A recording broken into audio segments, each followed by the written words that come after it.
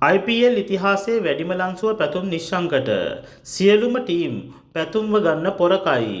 ILT ලීගේ වැඩ පෙන්නපු පැතුම්ට IPL එකනුත් ආරාධනා. මෙවර පැතුම් නිශ්ශංකව චෙන්නයි කණ්ඩායමට කීයක් හරි දීලා ගන්නවමයි MS ධෝනිත් කියලා. Confidently pick Pathum Nissanka.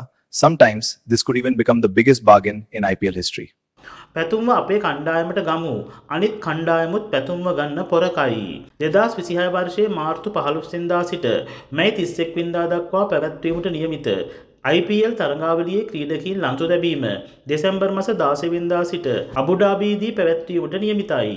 ඒ අනුව ශ්‍රී ලංකා කණ්ඩායමේ සුපිරි පිතිකරුවෙකු පැතුම් නිශ්ශංක මේ දිනවල ඩුබායි රාජ්‍යයේ පැවැත්වෙන ඉන්ටර්නැෂනල් T20 ලීගයට සහභාගී වී ඇති අතර එම තරඟයේ පැතුම් නිශ්ශංක ක්‍රීඩා කෙරූ එම තරඟ දෙකේදීම තරගයේ වීරයා බවටද පත් වුණා.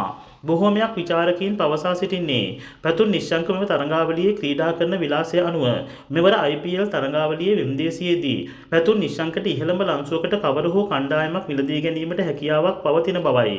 ඉතින් චෙන්නයි කණ්ඩායමේ ප්‍රබල සමාජිකයෙක් මෙන්ම ඉන්දියාවේ සුපිරි නායකයෙක් වූ MS ධෝනි නිරන්තරයෙන්ම ශ්‍රී ලංකාවේ නැගීගෙන එන ක්‍රීඩකීන් සිය කණ්ඩායමට බඳවා ගන්නා අතර එලෙස ටීම් එකට බඳවාගත් ක්‍රීඩකයෙක් වූයේ මතීෂ පතිරණයි.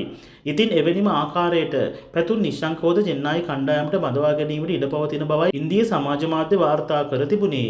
එම වාර්තා වැඩිදුරටත් දක්වා තිබුණේ මෙවර පැතුම් නිශ්ශංකව චෙන්නයි කණ්ඩායම IPL ඉතිහාසයේ වැඩිම ලන්සුවක් ලබා දී හෝ චෙන්නයි කණ්ඩායමට මිලදී ගන්නා බවට MS ධෝනි පැවසූ බවයි. ඉතින් අපේ පැතුමා ILT ලීගේ පෙන්වන දක්ෂතා ගැනත් ඔයාලට හිතන දේ කමෙන්ට් එකක් දාගෙන යන්න.